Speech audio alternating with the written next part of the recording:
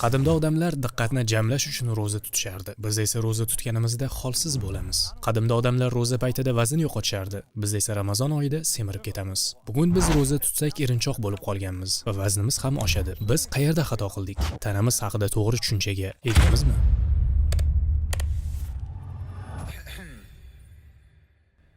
حن قلبي للمدينة لرسول الله.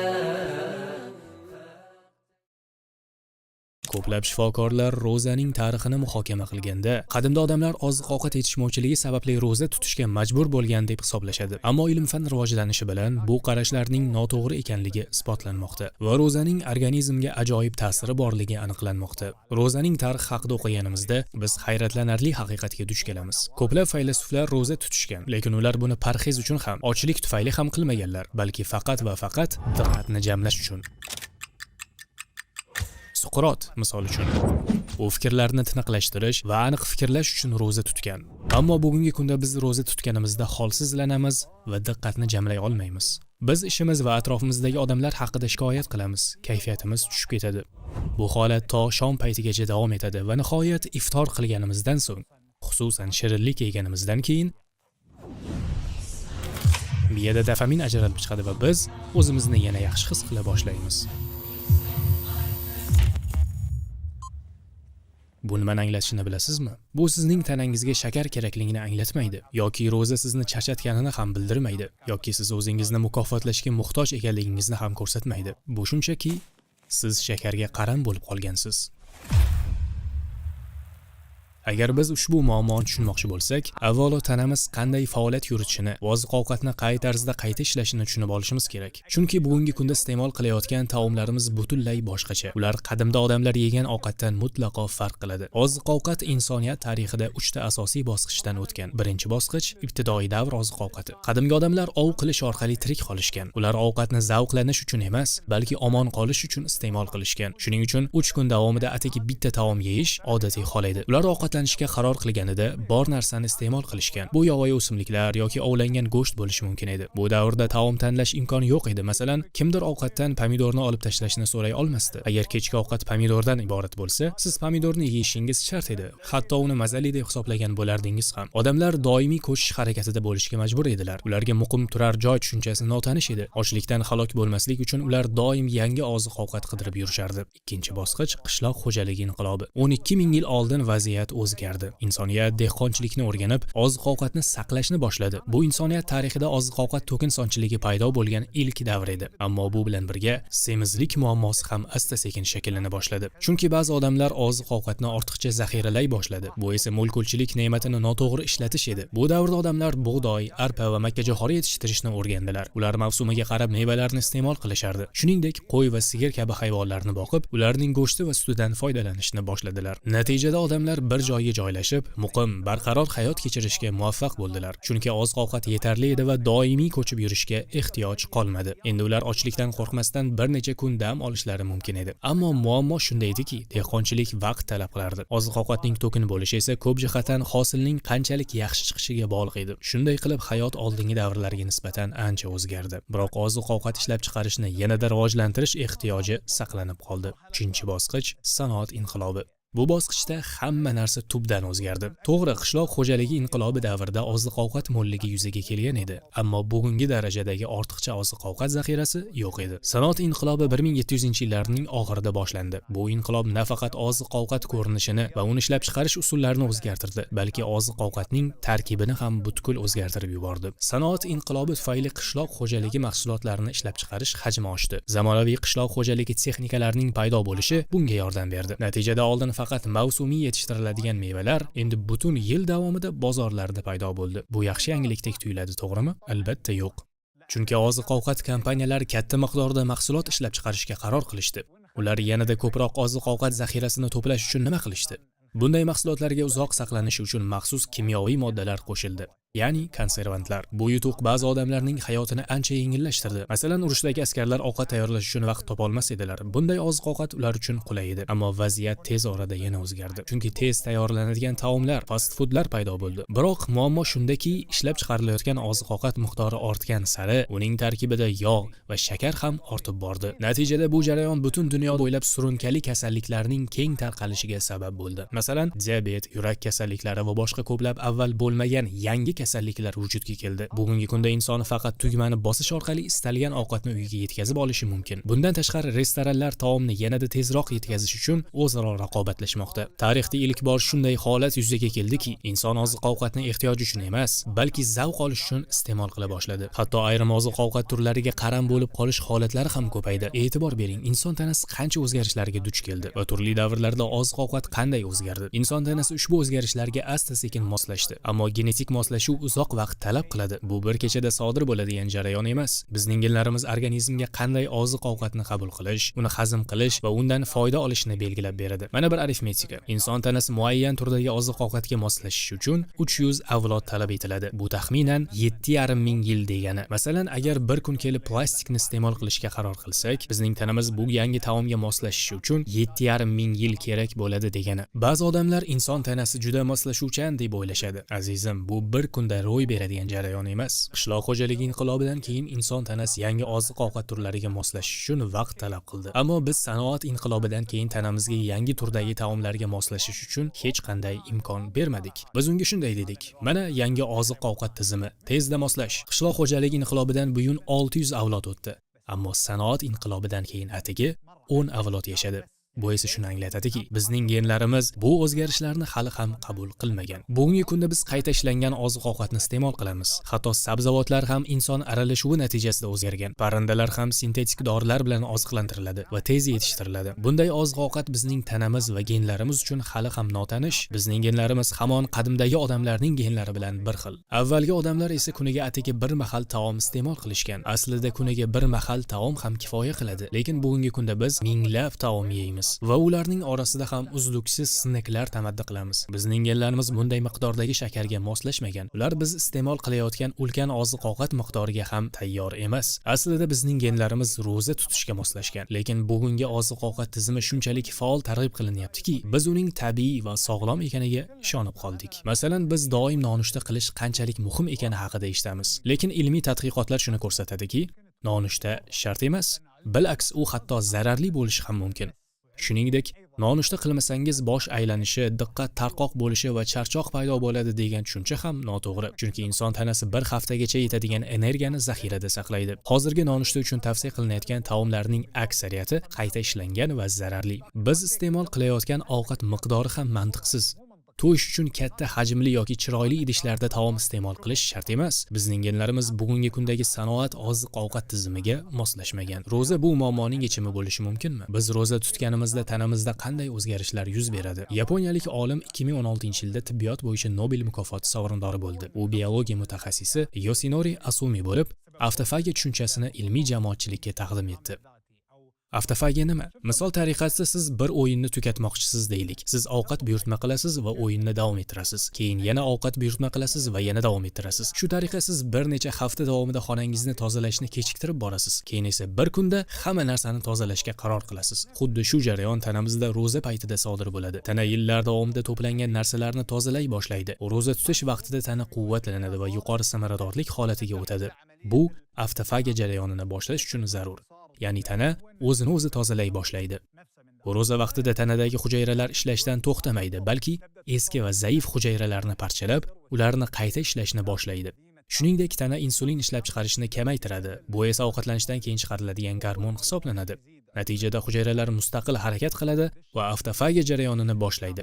Bu esa yangi sog'lom hujayralarning hosil bo'lishiga hamda shikastlangan hujayralardan xalos bo'lishga olib keladi. Go'yo tana o'zini o'zi tozalayotgandek bo'ladi. Bu ilmiy fantastika emas, azizim. O'tkazilgan tadqiqotlar bularning barchasini isbotlagan. Masalan, AQShning Boston universiteti tomonidan o'tkazilgan tadqiqotlarga ko'ra, ro'za tutish saraton xavfini 70% ga kamaytiradi. Chunki saraton hujayralari ro'za paytida nobud bo'lishi mumkin. Shuningdek, ro'za tutish Alsgeymer kasalligi xavfini kamaytiradi. Ro'za saraton hujayralarini yo'q qilishga, surunkali kasalliklar va qarishga qarshi kurashishga, shuningdek immun tizimini mustahkamlashga yordam beradi. Demak, keyingi safar roza tutganingizda faqat diniy ibodatni bajarmaysiz, balki tanangizni sog'lomlashtirib, yaxshilayapsiz ham. Bu ro'zaning mo'jizaviy jihatlaridan biri bo'lib, musulmonlar bu amaliyotni allaqachon bu kashfiyotlardan ancha oldin bajarib kelishgan. Shunday bo'lsa-da, Ramazonda nega vazn ortadi? Axir roza tutish juda foydali-ku. Bu juda oddiy. Vazn qo'shish yoki yo'qotishni arifmetik hisob-kitobga solib ko'raylik. Kelishdikmi? Hammasi kaloriya iste'moli va sarflanishiga bog'liq. Agar iste'mol qilinadigan kaloriyalar sarflanadigan kaloriyalardan ortiq bo'lsa, ortiqcha energiya to'planib boradi. Bu esa vaqt o'tishi bilan vazn ortishiga olib keladi. Oddiy arifmetika. Agar teskari holat bo'lsa, vazn kamayadi, shundaymi? Kimdir men ko'p ovqat yemayman deb aytishi mumkin, lekin siz ko'p harakat ham qilmaysiz. Bu oddiy arifmetika. Ba'zilar oz ovqat yeydi, lekin kam harakat qiladi. Bunday holatda nima sodir bo'ladi? Shunga qaramay ortiqcha energiya to'planadi. Ramazonda nima yuz beradi? Kuni bo'yi roza tutish fikri ajoyib, shunday emasmi? Hozircha hammasi yaxshi va risoladagidek, lekin qachonki biz iftorlik qilganimizda nima sodir bo'ladi? Hujum boshlanadi. Ha, aynan hujum.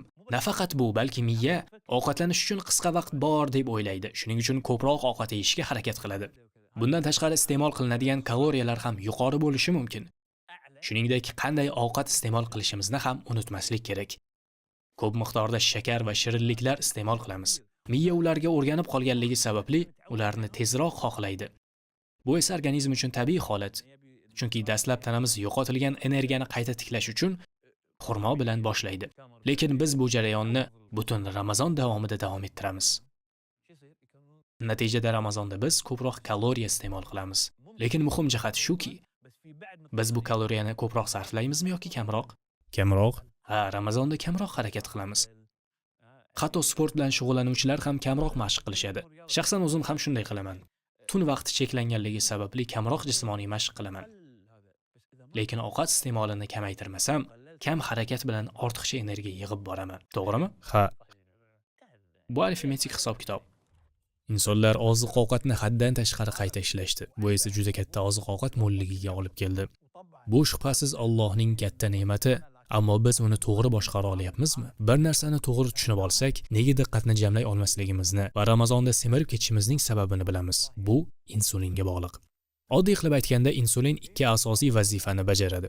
U qon tarkibidagi shakar miqdorini boshqaradi va hujayralarga oziq-ovqat tarkibidagi glyukozani singdirishga yordam beradi. Shunda organizm uni energiya sifatida ishlatishi mumkin bo'ladi. Demak, insulinsiz biz shakar miqdorini tartibga sola olmaymiz va energiyani saqlay olmaymiz. Tushunarlimi? Biz yuqori kaloriyali taom iste'mol qilganimizda tanamiz insulin ajratib chiqaradi. Sababi qondagi shakar miqdorini boshqarish va energiyani saqlash uchun. Normal holatda insulin darajasi qisqa vaqtga ko'tariladi, so'ng yana odatiy holatga qaytadi. Lekin nonormal holatda bo'lsa-chi, agar biz tinimsiz tamaddi qilib tursak, nima bo'ladi? Insulin darajasi doimiy ravishda yuqori bo'lib qoladi.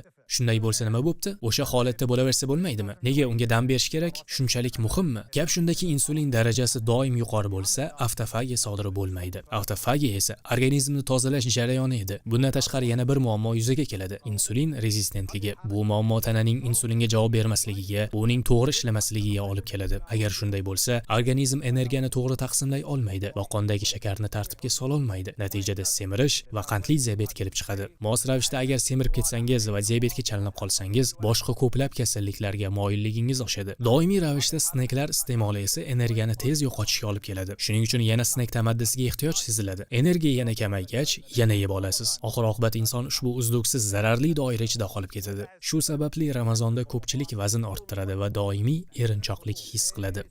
Chunki biz butun tun davomida ortiqcha ovqat yeymiz. Natijada insulin doimo yuqori bo'lib qoladi. Xo'sh, Hamad nima qilish kerak? Ovqat yemang. Hazillashyapman. Lekin jiddiy aytadigan bo'lsam, biz odatlangan turmush tarzimizdan chiqish qiyin. Shuning uchun aytadigan gaplarim haqiqatan yiroqdek tuyulishi mumkin, biroq sabr qiling. Chunki eng yaxshi hayot kechirish uchun bizga juda ham kam miqdorda ovqat kerak. Hozir iste'mol qilayotganimizdan anchagina kamroq.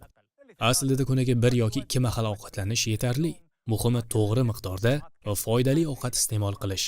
Salatlar, oqsillar, foydali uglevodlar bular muhim. Fast food kabi zararli taomlarni yemang, chunki ularda kaloriya yuqori bo'ladi, energiya esa kam bo'ladi. Shirinliklarga kelsak, siz meva yoki xurmo iste'mol qilishingiz mumkin. Ularda tabiiy shakar bor va u organizmda tezroq hazm bo'ladi. Siz istalgan kaloriyasiz ichimliklarni ichishingiz mumkin, masalan, suv, choy yoki qahva. Muhimi insulin darajasini oshiradigan ichimliklardan saqlanish. Qancha uzoq ro'za tutsangiz, tana shuncha ko'p o'zini tozalash va ortiqcha energiyani yoqish imkoniyatiga ega bo'ladi. Ba'zi odamlar buni yanada ekstremal darajaga olib chiqishadi. Masalan, Twitterning sobiq bosh direktori Jack Dorsey barcha hafta oxiridagi kunlarini faqat suv va limon bilan o'tkazgan. Tasavvur qiling, butun hafta oxiri.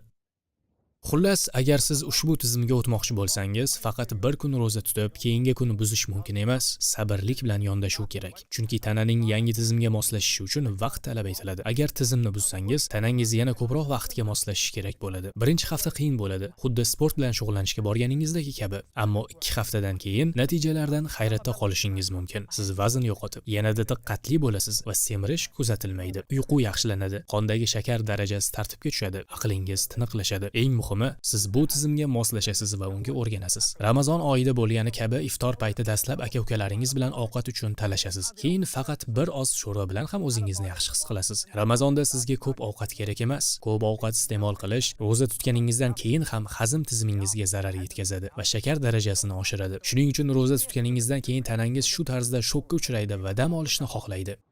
Eng yaxshi variant faqat iftor va saharlik qilish va faqat kerakli miqdorda iste'mol qilish. Qovurilgan yoki haddan tashqari shirin ovqatlardan uzoqroq bo'lish kerak. Iftor va saharlik orasida doimiy ovqatlanishdan saqlanish kerak. Kunafadan bir bo'lak ham yemaymizmi? Yo'q, chunki u ham insulin ajralishini chaqiradi. Subhanalloh. Payg'ambarimiz Muhammad sallallohu alayhi va sallam iftorlik va saharlik qilishga targ'ib qilganlar u tuni bilan taomlanib chiqishga chaqirmaganlar. Aksincha, oshqozonning 3dan 1 qismi ovqatga, 3dan 1 qismi suvga, 3dan 1 qismi esa nafas olishga qoldirish kerak. Nafas olib yeng, birodar. Bu butun videoda aytmoqchi bo'lgan gapimning muxtasar mazmuni. Alloh subhanahu va taolo bizga ong va tafakkur ato etdi. Shuning uchun biz o'ylab, to'g'ri qaror qabul qilishimiz kerak. Ba'zi qarorlarni qabul qilish qiyin bo'lishi mumkin, lekin agar tanamiz va sog'lig'imiz eng katta boyligimiz ekanini anglasak, bu qarorlarni qabul qilish ancha oson bo'ladi. Odamlar ro'zani faqat diniy amaliyot deb bilishgan, lekin vaqt o'tishi bilan zamonaviy ilm-fan uning sog'liq uchun mo'jizaviy foydalari borligini isbotladi. Ro'za nafaqat ruhimizni, balki tanamizni ham tozalaydi. Bu islomning azamatiga dalolat etadi. Chunki islom bu buyuk amalni 1000 yillar oldin buyurgan. Bizdan faqat ongli bo'lish, qarorlarimizni nazorat qilish va shahvatlarimizga ergashmaslik talab qilinadi. Agar biz Ramazondan to'g'ri foydalana olsak, bu oy bizning odatlarimizni yaxshi tomonga o'zgartirish oyiga aylanishi mumkin. Ramazon muborak bo'lsin. Salomat bo'ling.